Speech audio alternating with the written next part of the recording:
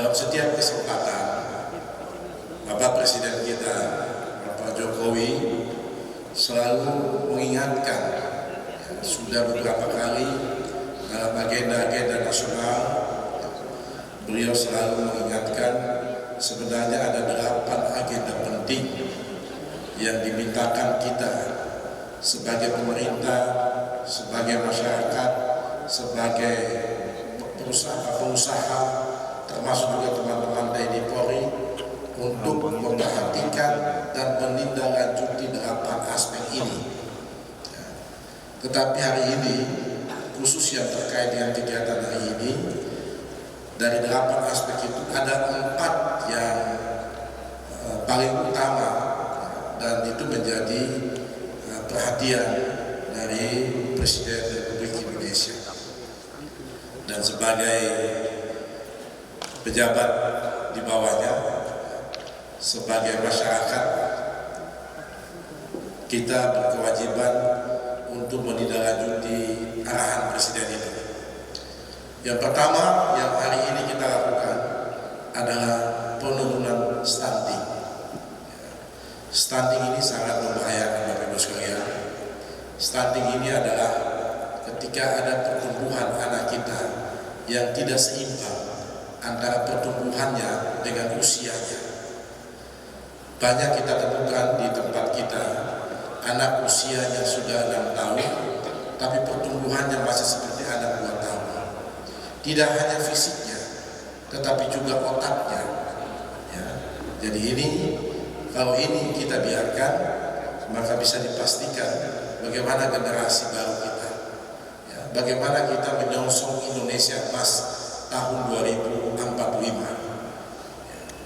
Saya tadi membuka-buka data bahwa ternyata khusus kita di Provinsi Papua Barat Daya ini, anak usia 0 sampai 4 tahun, anak usia 0 sampai 4 tahun, ternyata jumlahnya itu mencapai 49.878. Jadi jumlah penduduk di Provinsi Papua Barat Daya ini 603.054. Ini rilis yang dikeluarkan oleh BI, Bank Indonesia, tapi sumbernya itu adalah dari BPS dan Kementerian Dalam Negeri. Jadi anak usia 0 sampai 4 tahun itu jumlahnya ada 49.878. Anak usia 5 sampai 9 tahun itu ada jumlahnya 53.975. Jadi artinya anak usia 0 sampai 9 tahun itu sudah 100.000 lebih. Ya. Sudah 100.000 lebih. Belum lagi kalau kita lihat anak usia 0 sampai 14 tahun itu ada lagi 55.682. Jadi lebih dari 160-an ribu itu anak usia 0 sampai 14 tahun. Kalau dilihat di data ini menunjukkan bahwa usia produktif kita 0 sampai misalnya usia 4 tahun tadi sampai dengan 29 tahun itu yang terbanyak. Sementara usia lanjut itu yang paling sedikit. Jadi piramidanya itu sudah berbalik. Ini bahaya Bapak Ibu sekalian. Artinya ini yang kita biasa sebut ini sudah ada bonus demografi. Ya, bonus demografi di mana usia produktif lebih besar daripada usia yang tidak produktif. Tetapi kalau ini bonus demografi ini tidak kita manfaatkan dengan baik, tidak kita antisipasi dengan baik, sangat membahayakan. Ada usia-usia produktif, tapi dengan keterbatasan tadi, dia juga miskin, apalagi miskinnya miskin ekstrim, tetapi dia juga ingin hidup, maka pasti dia akan melakukan tindakan-tindakan bisa-bisa menghalalkan segala cara untuk kehidupannya. Bisa bertambah Ibu Waka Polres, bisa bertambah kriminalitas karena dia susah untuk hidup. Alasannya banyak begitu. Saya melakukan kejahatan ini karena saya tidak bisa membelanjakan untuk kehidupan saya. Jadi ini artinya sesuatu yang perlu kita perhatikan bersama. Ya. Tetapi stunting, ya, laporan dari ibu-ibu PKK ini bahwa ternyata stunting itu yang ditemukan di wilayah Provinsi Papua Barat Daya ini tidak semua karena ketidakmampuan keluarganya. Ya, ini mungkin Ibu Kepala BKKBN juga sudah temukan ini. Ya.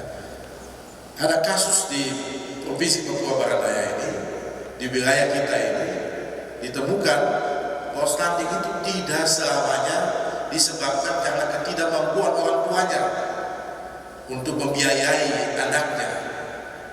Ternyata ada stunting yang ditemukan karena ketidakpedulian orang tuanya.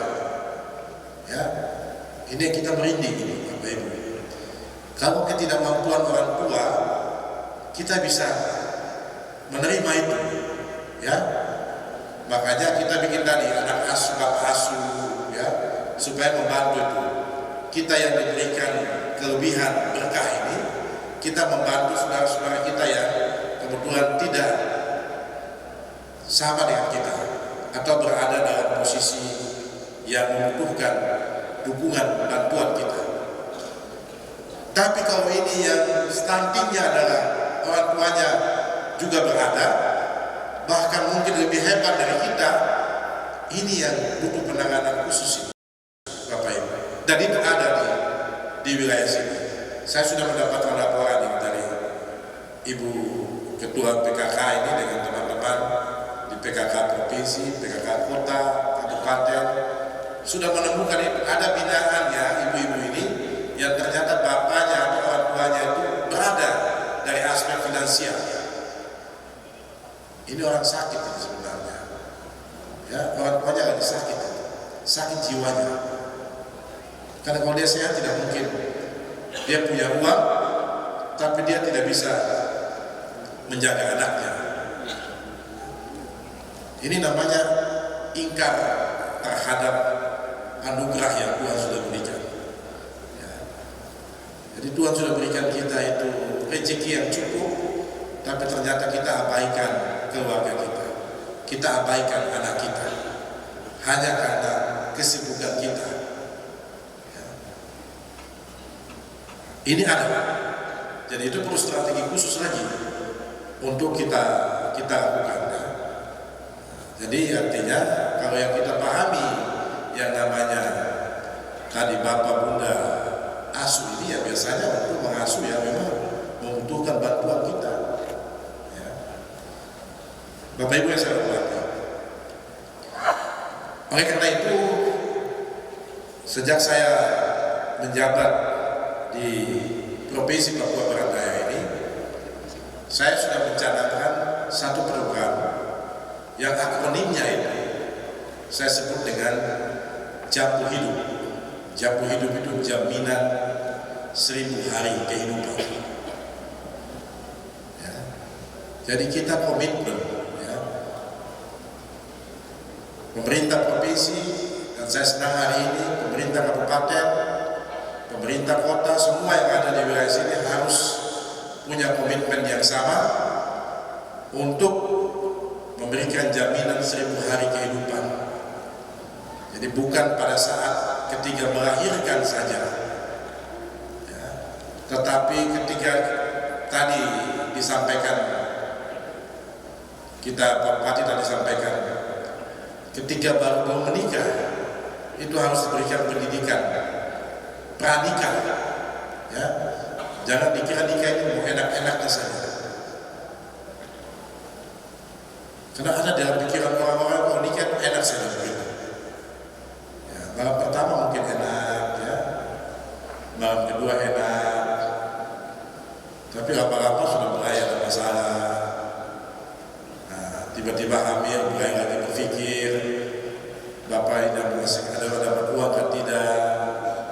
Nah, jadi harus diberikan pendidikan pranikah. Yang pertama untuk mencegah jangan nikah di bawah umur, ya, itu penting. Yang kedua juga harus diceritakan itu bagaimana tidak enak semua nikahnya itu, ya. Jangan dilihat enaknya saja, juga diceritakan kemungkinan akan terjadi nanti begini. Nanti kalau sudah nikah, kemudian harus kau punya anak, kau hamil nanti 9 bulan, itu bawa beban yang berat, tidur tidak bisa, mau pakai kanan tidak bisa, pakai kiri tidak bisa, tidurnya terang saja. Itu harus disampaikan kepada anak-anak kita ini, supaya mereka paham, ya, supaya tidak mengejar yang enak sesaat itu, tapi harus berpikir lebih jauh ke depan. Apalagi nanti kalau suamimu tugas jauh, dia mata keranjang lagi, nanti bagaimana? Kasih tahu apa adanya, ya. Karena ada yang punya pikiran itu, oh, nikah itu enak semua saja. Jadi ini Bapak Ibu sekalian, sehingga kita harus memberikan jaminan. Tugas pemerintah untuk menjadi motor penggeraknya, ya, pemerintah pada semua level, ya, pada semua level, pada semua tingkatan, pada semua unsur, untuk menjadi pelopornya. Tapi Bapak Ibu, saya juga ingatkan bahwa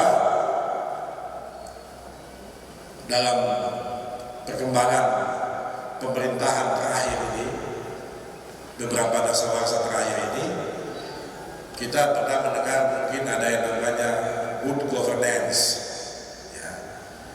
Good governance itu menegaskan bahwa sebenarnya tugas dan tanggung jawab ini, tugas dan tanggung jawab untuk mengelola masyarakat, bangsa dan negara ini tidak hanya tugas pemerintah saja. Good governance itu ada 3 kekuatan besar, 3 pilar yang menopang ini negara ini. Ada 3 kekuatan, ada 3 pilar yang menopang pemerintahan ini. Yang pertama pasti pemerintah, tapi yang kedua disebut di situ adalah pelaku usaha, pebisnis, dan yang ketiga disebut dengan istilah civil society. Jadi 3 kekuatan ini harus menyatu. Oleh karena itu, ini bukan hanya menjadi tanggung jawab pemerintah saja.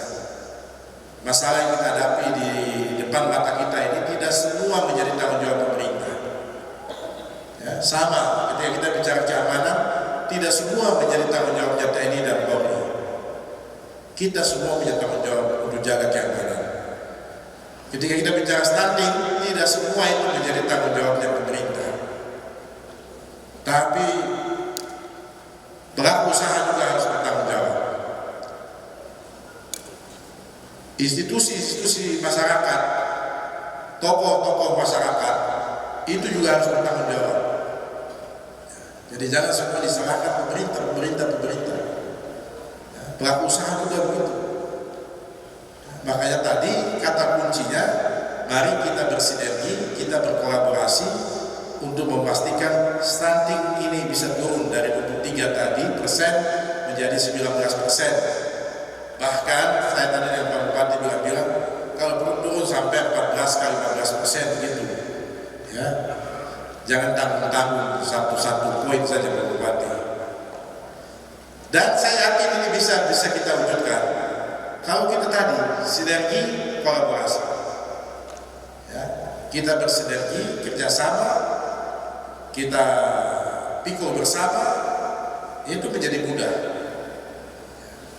Saya di pemerintah Provinsi Papua Barat Daya untuk kita sudah juga membentuk itu tim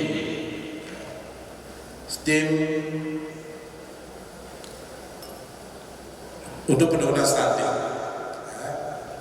dan kita juga sudah dapat perintah akan melakukan penilaian terhadap kinerja aksi konvergensi percepatan penurunan stunting yang nanti dilakukan pada mulai tanggal 26 Mei. Ya, jadi Pak Bupati memang hebat ya, Pak Bupati. Cepat. Pak Bupati tanggal 26 provinsi akan melakukan penilaian.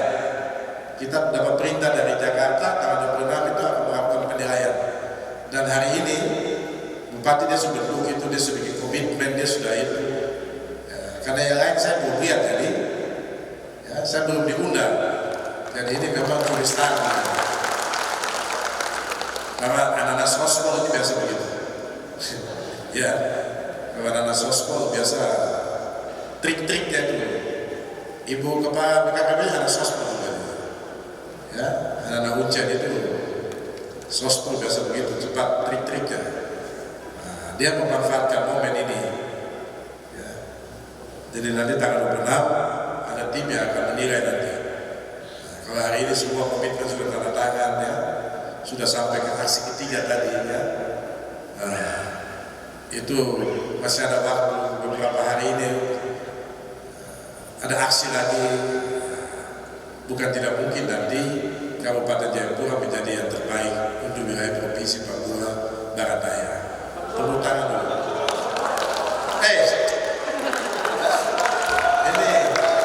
Ini gara-gara tadi. Gara-gara hujan jadi ikan Jayapura ya. Kabupaten Sorong akan menjadi yang terbaik di wilayah Provinsi Papua Barat Daya. Itu begitu cintanya sama Jayapura ya. Bapak Ibu yang saya hormati, yang kedua kemiskinan. Jadi tadi saya harap mudah-mudahan Kabupaten Sorong Kabupaten Sorong akan menjadi role model ya, untuk penurunan stunting di Provinsi Papua Barat Daya. Karena baru dia yang undang saya untuk tadi buat komitmen ya. Ada sedikit spekulasi juga. Tadi tidak bicara barang ini, rapor di sana tidak bicara barang ini, tidak bicara tanda tangan ini. Tapi sampai sini disuruh tanda tangan juga. Tanda tangan itu berarti, apalagi namanya tanda tangan PJ Gubernur kan. Makanya saya tanya sama Ibu Kesehatan, ada anggaran berapa tahun ini? Ya, saya tanya sama Kepala Bapeda tadi, ada anggaran berapa untuk stunting? Ada anggaran berapa untuk penurunan kemiskinan ekstrim? Untuk penurunan kemiskinan ekstrim kita siapkan dana 40 miliar ya. Kita punya program ya. Jadi salah satu ini kemiskinan, hasil analisis kita bahwa salah satu juga penyebab kemiskinan ekstrim itu karena ketergantungan ya. Jadi banyak juga penduduk kita usia lanjut yang sudah tidak punya sumber pendapatan apa-apa, kemudian dia tinggal sama anaknya. Jadi kita di Papua ini kan tingkat kekerabatan tinggi ya, suami istri, anak perempuan kawin dengan baik tuanya. Nah, sebenarnya mereka dua punya gajinya itu di atas rata-rata sekitar 2 juta sampai 2,5 juta. Kalau dia sendiri hidup satu rumah tangga cukup. Tapi kalau dia harus bawa mamanya, bawa bapaknya tinggal di dia juga, berarti sudah ada 2 rumah tangga di situ. Karena laki-laki dia bawa dia mama dan dia bapak, kemudian ada perempuan, baik itu bilang, memang kau sama mama dan bapak kan? Saya juga punya mama dan bapak. Jadi saya juga mau bawa saya ke mama dan bapak. Bawa lagi perempuan punya bapak dengan mama, sudah ada 3 kepala keluarga di situ. Tiba-tiba om lagi datang, kau belum bayar mas kawin, Jadi Om juga berhak tinggal di sini. Masuk lagi di sini Omnya. Jadi sudah 4 kepala keluarga. Sumbernya 1, tapi dipakai untuk 4 kepala keluarga. Usia sudah tidak produktif semua, sudah di atas 65 tahun semua. Makanya kita wujudkan program yang namanya Pai Tua. Ya. Jadi ini program perlindungan sosial. Setiap orang tua kita, baik laki-laki maupun perempuan, jadi mama ataupun bapak, tete ataupun nenek, walaupun namanya Pai Tua, jangan sampai salah kaprah. Karena Pai Tua dipikir Pai Tua punya saja, Pai Tua tidak dapat. Ini tidak, namanya saja supaya menarik begitu. Kita kasih Pai Tua, perlindungan hari tua, namanya Pai Tua itu perlindungan hari tua. Setiap yang usia 65 tahun ke atas yang manula, pemerintah memberikan tunjangan perlindungan hari tua 250.000 per orang. Ya, jadi kalau ada bapak dan mama di situ berarti dia dapat 500.000. Jadi satu keluarga dapat 500.000. Kalau ada 2 keluarga dapat lagi 500.000. Kalau ada 3 dapat lagi 500.000. Jadi kalau tadi misalnya dia punya penghasilan 2,5 juta ditambah dengan 1,5 juta, berarti sudah ada 4 juta. Ya. Itu sudah di atas garis kemiskinan. Saya tanya sama teman-teman BPS, kalau di bawah kemiskinan ya, nanti Ibu Kepala BKKBN juga bisa mengkonfirmasi. Mereka bilang itu harus ada pendapatan tetap 500.000 ke atas. Kalau di bawah 500.000 itu miskin. Pendapatan tetap, ya. Jadi pendapatan tetap tiap bulan ada uang, dapat uang. Nah, makanya kita kasih tiap bulan itu, ya. Tiap bulan kasih dia uang 500.000 supaya dia masuk dalam kategori tidak miskin lagi. Untuk aspek ekonomi, karena miskin kan tidak dilihat ekonominya saja. Nah, tapi paling tidak dari aspek ekonomi kita sudah bisa membantu dia untuk tidak masuk dalam kategori miskin. Itu 500.000. Di bawah 500.000 miskin. Ya, 200-400.000 sekarang sudah naik lagi 500.000. Ini program juga sudah kita canangkan. Kita akan mulai tahun ini, akan ada pendataannya untuk memastikan siapa orang tua kita yang berhak mendapatkan dana itu. Bapak Ibu yang saya hormati, karena walaupun ada yang bilang juga, kita ini tidak miskin, ya toh? Karena memang ukuran-ukuran indikator kemiskinan itu untuk ukuran Papua masih menjadi perdebatan. Ya, karena dipakai memang itu tadi, misalnya pendapatan tiap bulan minimal harus 500.000 satu kakak. Kita memang tidak dapat uang minimal 500.000 tiap bulan. Tapi bisa saja dalam jangka waktu 6 bulan ke depan saya bisa dapat 1 miliar. Ya. Kalau 500.000 satu bulan, 6 bulan kan 5 kali 3 15 15 juta ya, 15 juta. Tapi bisa 6 bulan kemudian saya dapat 1 miliar Pak, karena saya jual, saya bertanya. Tapi tetap tidak dihitung itu Pak, karena dihitung per bulan, pendapatan tetap per bulan. Makanya kita di Papua sini banyak protes juga. Miskin memang, saya puang ada itu, ada 1 miliar Pak, ada itu. Kemarin saya jual tanah. Di Jayapura dong banyak protes itu, karena dong banyak jual tanah. Di Sentani sana banyak tanah dijual. Diprotes ketika dibilang miskin, karena dia punya uang bisa puluhan miliar hanya jual-jual tanah itu. Tapi ketika ada petugas datang tanya pendapatan tiap bulan, dia bilang tidak ada, tidak tiap bulan. Hanya sekali-sekali saya dapat tiba-tiba 1 miliar.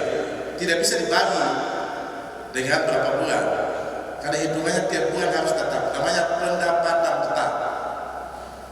Itu satu, sehingga jadi debat juga.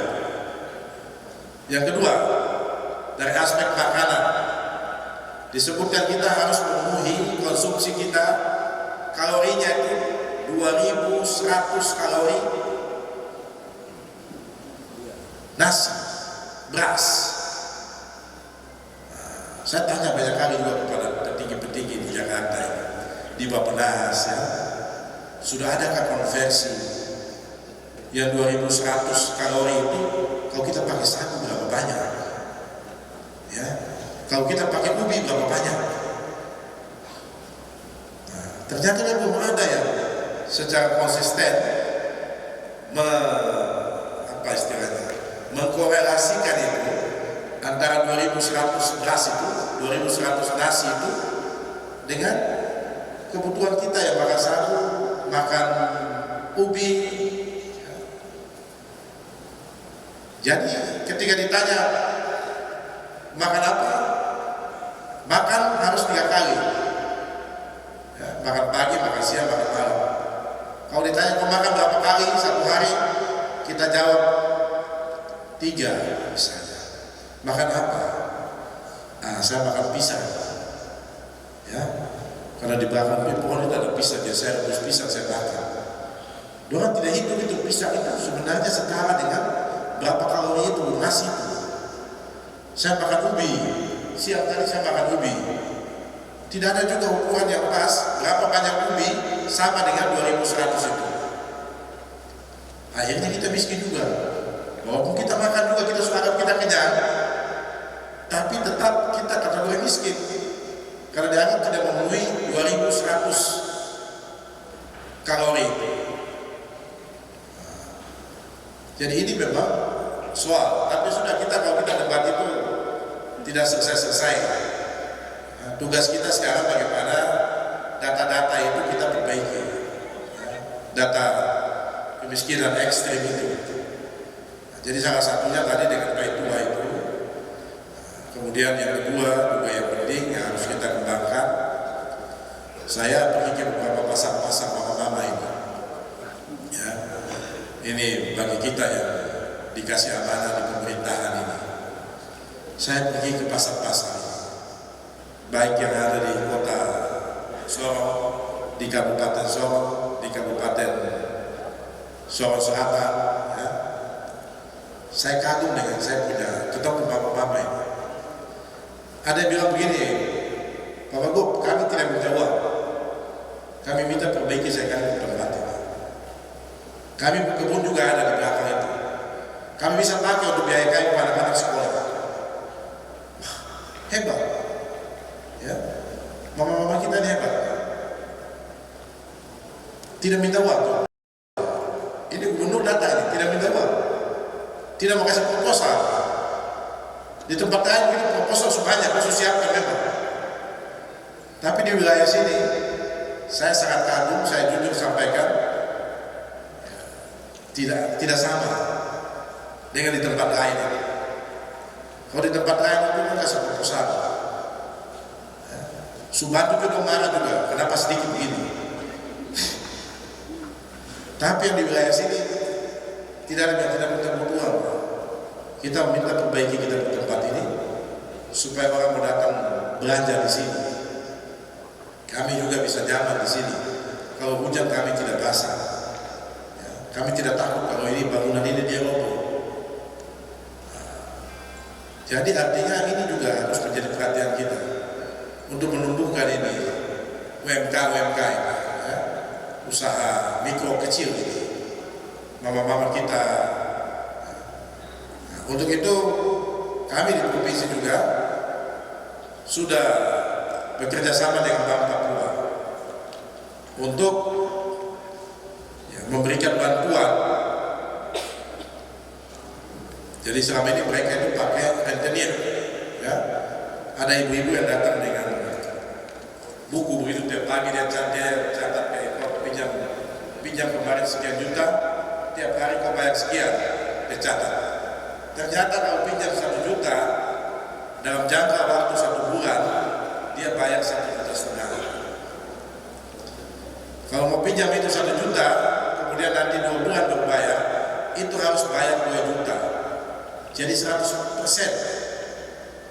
Ya. Tapi mereka terpaksa karena tidak punya modal. Makanya saya sudah tanda tangan MOU dengan Bank Papua.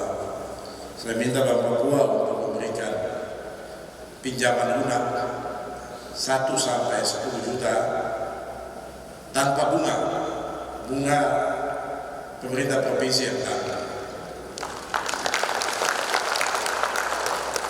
Saya juga tidak mau kasih langsung begitu bantuan, ya nanti habis juga. Jadi kasih pinjam begitu Bank Papua, tapi saya bilang Bank Papua, kau tugas bukan hanya bagi uang, tugas kau juga mendampingi mereka supaya mereka naik kelas. Ya, yang tadinya mungkin dia butuh 2 juta, nanti 2-3 bulan kemudian dia sudah butuh 5 juta, tapi 2 juta dia sudah lunasi. Itu namanya naik kelas. Tapi kalau kau kasih dia 1 juta, ternyata 2 bulan kemudian juga dia minta tambah 1 juta, nanti dia potong bunga, ya, dia potong pokok maksudnya. Jadi dia pindah 1 juta dari situ, sisa yang dia belum bayar itu dia potong lagi, jadi dapat 500.000 saja. Ini juga ada gaya-gaya begini. Ya, saya sudah wanti-wanti Bank Papua, tidak begitu. Ya, kau punya tugas sudah mendampingi dia, memastikan manajemennya bagus, supaya uang bisa kembali dan dia bisa meningkat itunya usahanya. Ini juga untuk menurunkan tadi tingkat kemiskinan kita yang masih tinggi. Kalau dia survive, dia bisa melihat juga saudara-saudaranya yang lain yang mungkin dalam keterbatasan kemiskinan itu. Jadi ini beberapa yang sedang kita kerjakan. Saya sudah ajak bupati wali kota ini bicara barang ini, dan ini harus menjadi gerakan bersama. Karena itu saya memberikan apresiasi, penghargaan yang tinggi kepada Pak Bupati serta semua jajaran, semua stakeholder di sini. Ya, tadi saya bilang Pak Bupati, kau ini kekuatannya luar biasa. Ya, kau di sini baru dikurung sama TNI dan Polri semua di sini. Karena tadi mana 3 ada di kabupaten sini. Pasmar itu masuk kota atau masuk sini? Kabupaten ya? Kabupaten. Nah, Pasmar masuk lagi kabupaten lagi. Jadi dia di tebaran bintang-bintang. Ya, jadi harus lebih cepat berkembang. Ya. Jadi terima kasih kepada semua. Kita sudah tanda tangan tadi, ya Bapak Ibu. Jadi saya minta juga kita konsisten dengan apa yang sudah kita tanda tangani itu. Ya, tanda tangan menjadi Bapak asuh. Ya, teman-teman swasta juga saya ingatkan harus bahu-membahu dengan pemerintah. Ya, karena tidak mungkin kamu ada kalau tidak ada pemerintah. Ya, tidak mungkin pemerintah dan kamu itu ada, pemerintah dan swasta ada kalau tidak ada masyarakat. Itu bicara pemerintah dan masyarakat. Jadi kita ini ada simbiosis mutualisme, ada saling ketergantungan. Ya, saudara-saudara swasta bergantung kepada pemerintah, bergantung kepada masyarakat. Ya.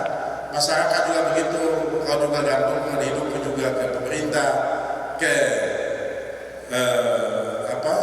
pelaku usaha, tapi juga pemerintah juga menggantungkan diri ke masyarakat juga. Kalau kamu tidak pilih bupati, nanti tidak pilih gubernur, sudah dia menjadi apa? Tidak jadi juga toh. Jadi ini apa istilahnya, lingkaran saling terkait, ketergantungan antara semua pilar yang saya sebutkan tadi. Ya, jadi mari kita kerjasama, kita bahu-membahu. Kita yakin tidak ada yang tidak mungkin kalau kita bersatu. Ya. Makanya tadi kita punya moto kita itu ya, kita orang itu akan kuat kalau kita satu. Ibarat itu sapu ini itu kalau dia satu-satu gampang sekali kita patah-patah dia. Tapi kalau sudah dikumpul jadi satu begini, ya, sampai keringat habis juga, kok tidak bisa patah sapu ini pun. Ya, itu isyarat bahwa harus bersatu untuk mensukseskan ini, komitmen kita ini. Ini kegiatan yang mulia karena ini terkait dengan nasib hidup manusia. Ya, ini bukan urusan binatang ya, yang kita tidak pusing juga dia mati tidak apa-apa. Ini manusia. Jadi sekali lagi saya mohon, ini tidak hanya deklarasi-deklarasian begitu, tidak hanya simbolik saja bahwa kita sudah tanda tangan itu, tapi nanti dibuatkan rencana aksinya Pak Bupati. Ya.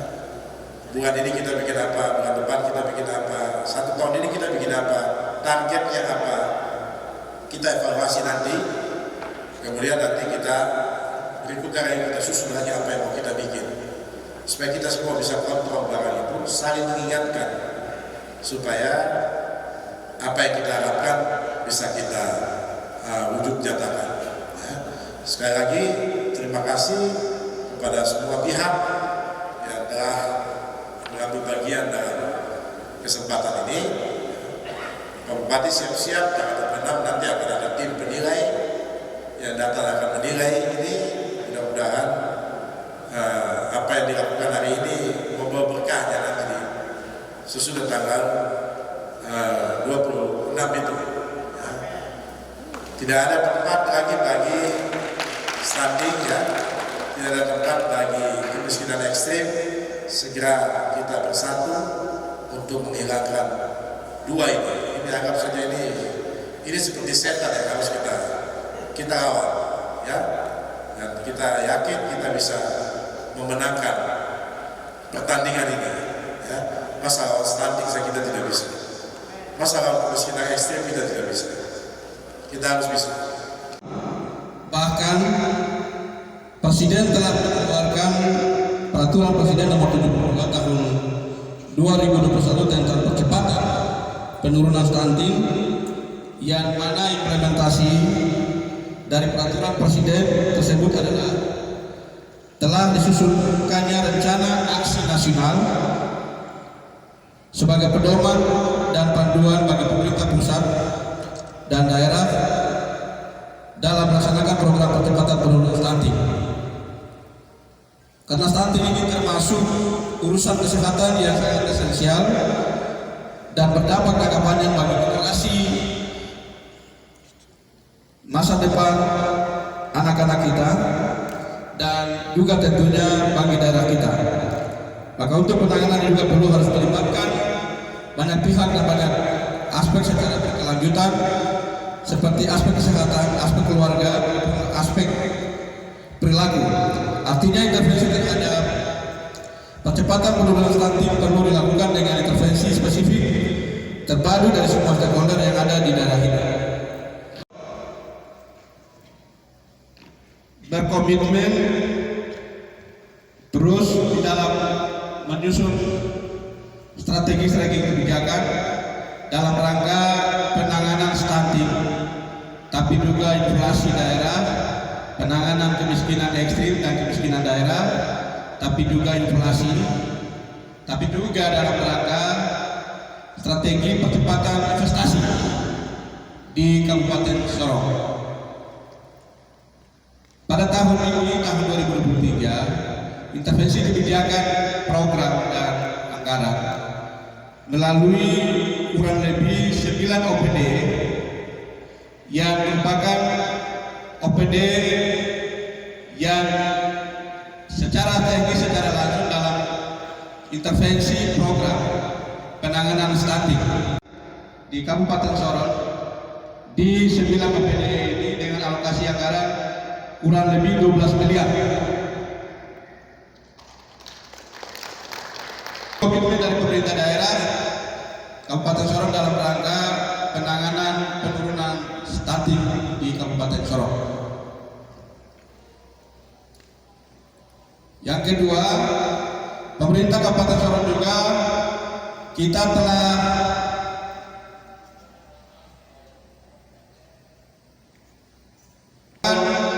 surat keputusan Bupati tentang tim percepatan penanganan penurunan stunting di Kabupaten Sorong yang melibatkan semua OPD dan stakeholder lainnya. Yang berikut, kita juga dalam langkah-langkah penanganan stunting tidak hanya pada pencegahannya, tapi bagaimana penanganannya. Kita pada tahun 2023 ini kita telah menetapkan 8 area lokus penanganan stunting di Kabupaten Sorong dengan menetapkan 8 distrik kelurahan untuk lokus dan fokus pelayanan stunting di Kabupaten Sorong. Sebagai tim percepatan penurunan stunting, saya yakin dan percaya bahwa Bapak Ibu akan melaksanakan tugas dengan sebaik-baiknya sesuai dengan tanggung jawab yang diberikan, khususnya dalam menjalankan tugas percepatan penurunan stunting di Kabupaten Sorong.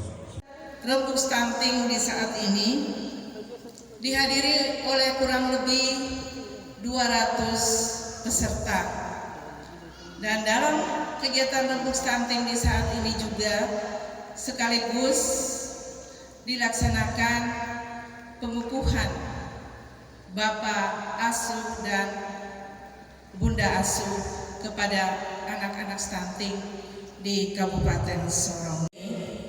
Pembiayaan 8 aksi konvergensi itu dialihkan ke Kementerian BKKBN dan KP3A, sehingga dalam masa transisi ketika DIPA diserahkan oleh pusat kepada Dinas P2KB P3A, pembiayaan 8 aksi konvergensi ini tidak terakomodir.